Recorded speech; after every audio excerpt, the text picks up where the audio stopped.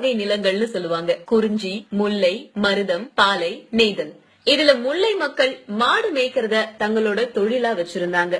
இந்த முல்லை நிலத்துல வாழ்ந்த மக்களை ஆயர், இடையர், இடைச்சியர் இந்த மாதிரி பல பெயர்கள் வச்சு சொல்லுவாங்க. அவங்களோட குல தொழிலாவும் மாடு மேய்க்கிறது இருந்துச்சு. அவங்களோட விளையாட்டுகள்லயும் மாடு பெரும் பங்கு வகித்தது.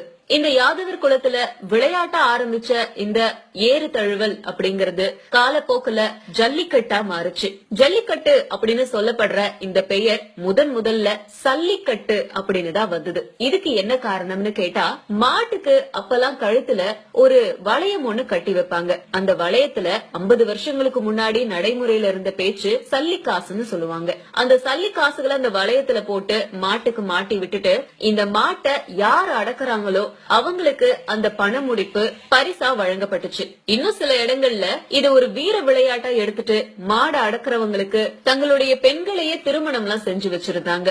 இந்த விளையாட்டு பொதுவா கோணார்கள் அப்படின்னு சொல்லப்படுற ஆயர்கள், இடையர், இடைச்சியர்கள் அதிகமா வாழ்ந்த இடங்கள்ல தான் நடத்தப்பட்டுச்சு. இந்த விளையாட்டுக்கான வரவேற்பு அதிகமாக இது தமிழர்களோட வீர விளையாட்டுகள்ல ஒன்னா கருதப்பட்டுச்சு.